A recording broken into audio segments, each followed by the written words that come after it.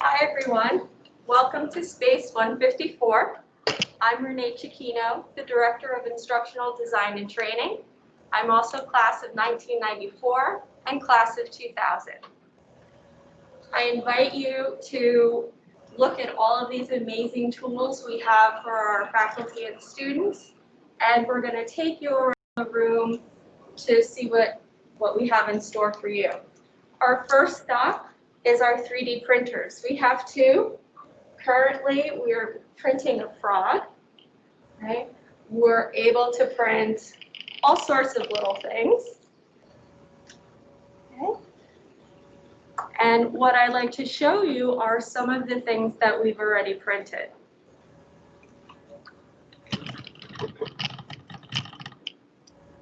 One of the most exciting things for us this last year was to be able to 3D print equipment for the Department of Biology's lab sections. So you can see that these are test tube holders, DNA, and this amazing thing is a microscope adapter. So students can put their cell phone in the adapter and record what's going on with their screens. In addition to this, occupational therapy has printed assistive technology or assistive devices to help with dexterity, learning how to write again. Okay. Of course, we've 3D printed our pirate. We also print fun things like golf tees and chess pieces.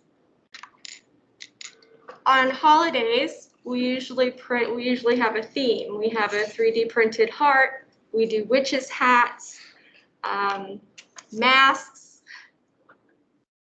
And for archives, we took on this amazing job to 3D print a cathedral. I don't know if you can see the detail in there, but it was quite amazing. So this is the larger of the cathedral prints. And Alex, I'm gonna reach over here. And this is the mini version of the cathedral print. So even though it's plastic and on a very large machine, you can still see all of the details.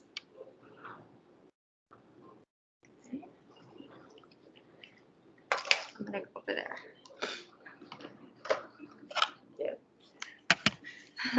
Thanks to COVID, we tried printing PPE, right? We've also put our logo on it, hazards at forward, okay? And you can see the inside of this mask as well. In addition to that, Alex, can I have that?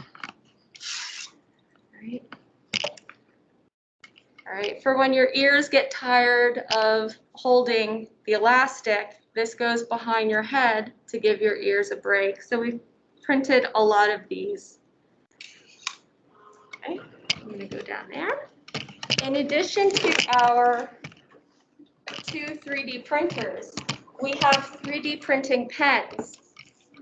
I was playing around with this earlier, and I was able to print a 3D spider. All right. 3D printing is great for prototyping, design work,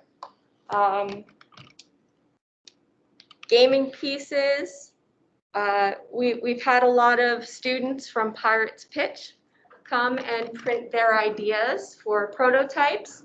So we are excited to have these two printers here with us.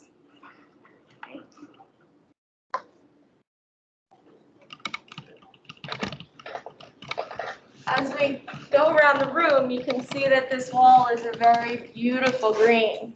This is called a Chroma Key Wall. So students can come in, pretend to be weatherman for a day, or have their presentations recorded in Paris, in Rome, a backdrop. Now Alex will show you. We good, Alex? You're good. Huh? Yeah. So this would be the before picture, and here, as you can see, we now have the after picture. So you can actually put any background that you'd like using this Chroma Key Wall.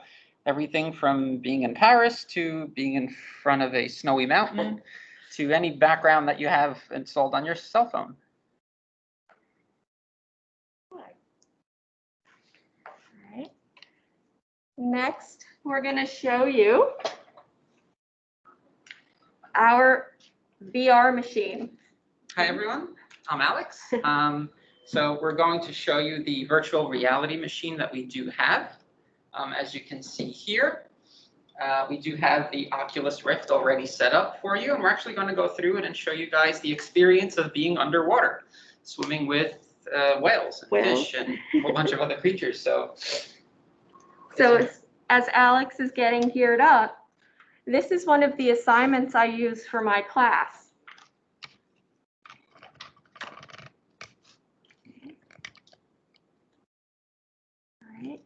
And you'll be able to see what he's experiencing. Okay. All right, this simulation is called the Blue. And he's going to be immersed in the ocean, swimming with jellyfish, fish, anemones. You can look up and all the way around. Okay. Let's see, Alex. Okay. This really puts you in the middle of the ocean. And for my class, I teach scuba diving. So this is an assignment that I have the students do to help immerse them in what they would be able to see. And if you look up, there's 360 degrees of ocean and ocean life. In addition to this simulation, we have simulations that put you in the experience of being an autistic person, a homeless person. So these simulations and apps help to teach empathy for others. We have a Syrian refugee experience. So these are really great. And believe me, you feel like you're there.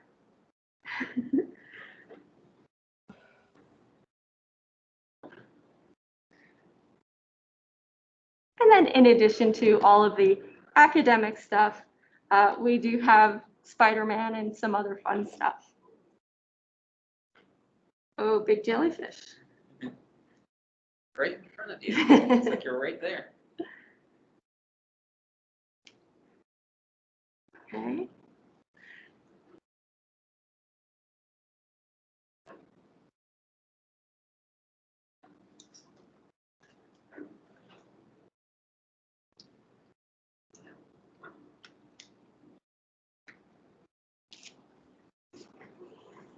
Okay. I'm going to pan to this little box here. This is called a clean box, and this is how we disinfect the virtual reality systems. In addition to the clean box, we have a lot of these phone VR headsets. Okay, so you don't necessarily need to have a very large system like the Oculus Rift. You can just use a cell phone and it gives you the same experience. So we have 15? Yeah. About 15 of these headsets. We do disinfect everything using our clean box. Okay, and next we are taking you over. I'm going to take everyone here to the spherical robot maze that we have created here in Space 154. As you can see outlined on the floor, we do have 1856. And this is a great way for students to learn about coding, to learn about basic coding. A lot of the times when you mention coding, people get nervous. What is it? It's a foreign language. How do I learn it? And we're allowed to teach you how to do basic block coding, which in turn controls these sphero robots. I love using these. Not only can you learn, but you also have fun with them as well. And the ultimate experience is actually learning how to code your way through the maze that you see on the floor, which is great. And we actually have some examples here to show everybody. So as you can see here, this is a sample block coding that we did create. And what this does is that not only can you control the speed, the direction, and the lights from the Sphero robot, but this code actually makes the robot go into a square pattern. So it's a very simple 90-degree angle turns with different colors and different sounds, and eventually it makes you go into a square. So once we help you guys master this simple coding, then we introduce the larger maze, which is on the floor, which is very fun to do. Just as an example, if you guys can see the Sphero robot that is on the floor, I will actually go on this side. And then using a simple iPad or cell phone with the Sphero EDU app installed, we can very easily start going through the maze itself. It is fun to do it manually, just like I'm doing it now, but it's a lot better to actually code it and then actually try to go through the maze without hitting any of the cones, which is a lot more harder than it looks, especially when there's angles involved in coding. Whoops. So then you start from the beginning. And this is so fun to do. Know where it went. So if you're ever interested in coding, absolutely stop by Space 154 to show you how to do a simple block coding, and then eventually we can come and try to conquer the 1856 maze. Okay, while Alex is getting set up for the next fun tool, I'd like to point you to this wall right here. So this wall will soon be our Lego wall. We're going to put Lego panels on this entire wall, and it's going to serve as a way to stimulate creative thinking, design thinking, and prototyping. Awesome, welcome back. Also in Space 154, we have the very large interactive whiteboard that we can use for any class, for any project.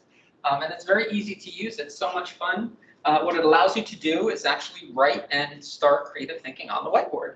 So it's very simple. Once you choose the setting, let's say we do the blue pen, shoe blue all the way, right? And then we can actually start on here. Excuse my penmanship. And this is so much fun. You can do everything from mathematical equations to doing flowcharts to doing sine and cosine. It's a lot fun to do rather than just speaking about a topic. It's a lot better to actually show it on the board. Just as easy it is to erase some stuff.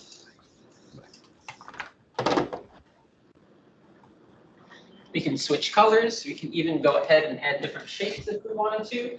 Let's say I wanted to add an orange triangle.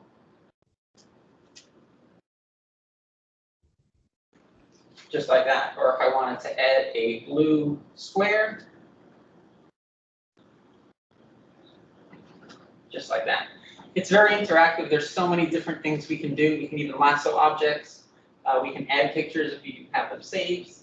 Go ahead and start writing in another one if you wanted to, in a thinner marker, in a different color. There's so many different options we can do on this whiteboard. And let's just go ahead and erase everything and start from scratch. In addition, this whiteboard serves as a big monitor for displaying presentations. And I also use this in my class. I'll put up a dive plan, which is just a series of blocks, and we can constantly fill it out without having to waste paper, and we just reuse the dive plan that's already up on the screen. Absolutely. It's easy enough to either plug your laptop in with an HDMI cable, or we do have the Air Media System also integrated into this, so anything on your laptop could absolutely be displayed up here on the whiteboard. Okay. If we move on a little bit closer to this side. I'm going to run some cones over while I do this. The next thing we do want to introduce to everybody is the Raspberry Pi system. So if you just take a look at this television, it just looks like an ordinary television with a picture on it. There's a lot more involved than what you're looking at. So this television is actually connected to a Raspberry Pi, which you can see here. If you are familiar with it, what a Raspberry Pi is a mini computer the size of a credit card, the size of a deck of cards. And what this does, it's a very inexpensive mini computer. You're able to program this to your liking. And in this exact example, we have this Raspberry Pi running multiple graphics on a loop on this television. The capabilities of these Raspberry Pis are really endless. I've known people that control their smart home with one of these. There is an article where farmers use their watering system just on a Raspberry Pi. You can Google it. So the possibilities of this are really endless. It's very small. The connections on this are basic, just like a computer. It has a LAN port, it's got USB ports, it's got the power port. And it's really amazing what you can do with one of these. They're very inexpensive. You can get the latest model for about 40 bucks anywhere at your local electronics store. So that's just one example that you can use the actual robot with. We also have another one that goes through our daily planner during the day, which shows the weather as well. So once you do program that Raspberry Pi, it looks like a basic desktop. It's got the word processor, it's got the browser. You can program it as you wish. Okay. So under normal conditions, this space would be available every single day. However, under these conditions, these unprecedented conditions, we welcome people up to five people in the room, but appointments need to be made to make sure that staff is here. Everything is disinfected and ready to go for the next person. So if you are interested in checking out one of these technologies or playing with the technologies, you can always email us and we'll get you in the room. Yep, and we can put our contact information in the chat after the session is over. So feel free to email us any questions you may have about anything that we've covered so far here today, and we'll be more than happy to respond back to everybody. And we are located on the lower level of Walsh Library. You just follow the signs and you'll find us. Okay, do we have any questions?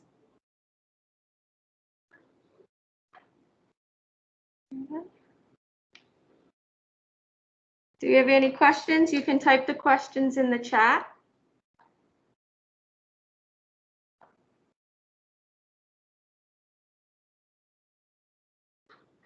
No questions at this time. Is there something you'd like to see again? We can check to see how our frog is printing.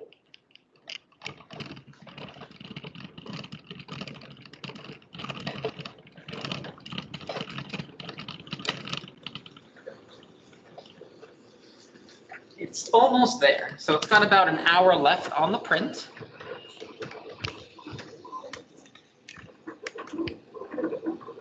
The great thing about the 3D printer is that it does print in layers, so you can actually see it from the beginning to the end to see how it does actually progress through the print job.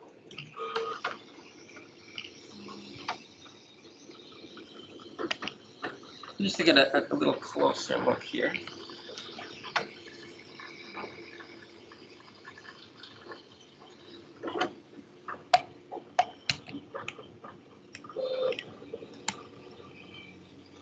Yeah.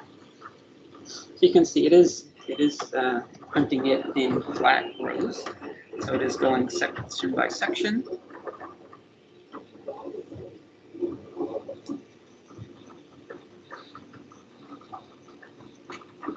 Okay, we have a request to show the green screen. All right. Now, one of our teammates insists on calling the green screen by its correct name, Chroma Key Wall. However, we call it green screen.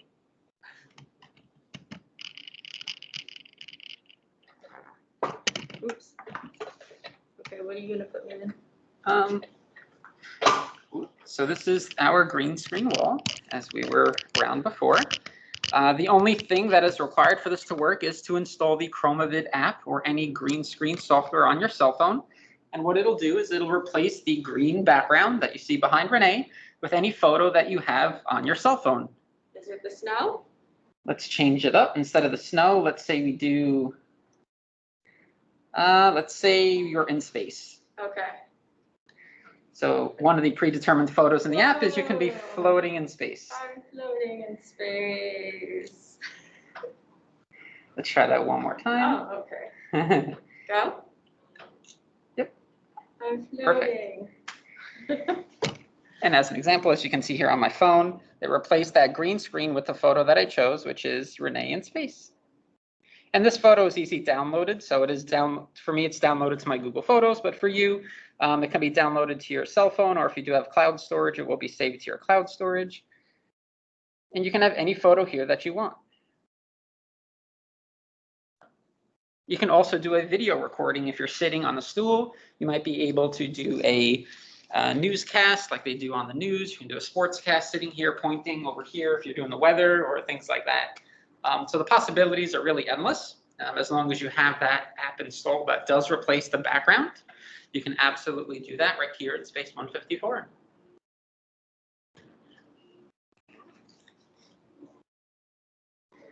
Does anybody else have any questions? I just want to show you, last year for Halloween, I was Snow White and I was with my fellow friends in the Sherwood Forest using the green screen. Okay. It's an excellent picture. I love it.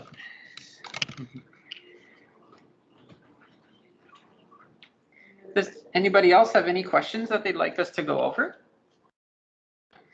Tara is typing.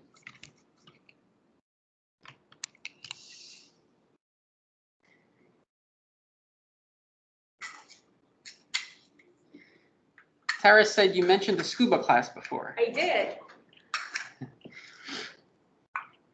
I did. So unfortunately, COVID has knocked fun out for a lot of people. And this year, the scuba class was canceled, and it will be canceled for the spring until I can safely assure, everyone's safety.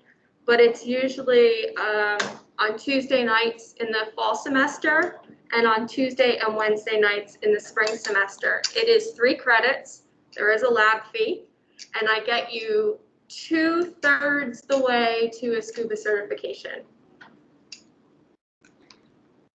We also have a question from another guest saying, what was the progress of the frog? I lost connection. We can take a look. Yep. So the frog was about an hour away still, but let's absolutely go back to it. Oops. Yep. So if we go ahead and zoom one more time to the frog, if you guys can see it. So it is printing, it is getting there.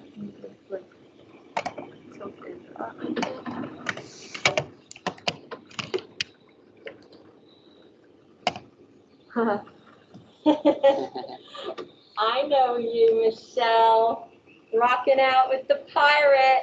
We miss seeing you this year. All right, can you see the frog? Yep, good.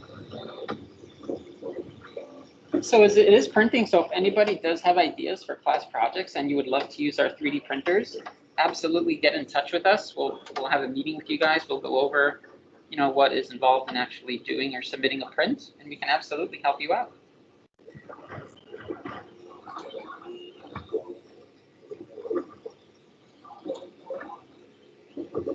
Are there any other questions?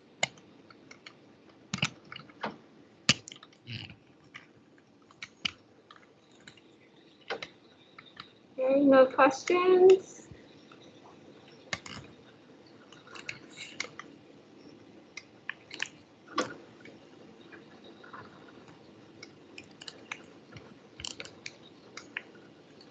All right, if there are no more questions, thank you so much for joining us today. And we look forward to seeing you in Space 154. Thank you guys so much for joining us.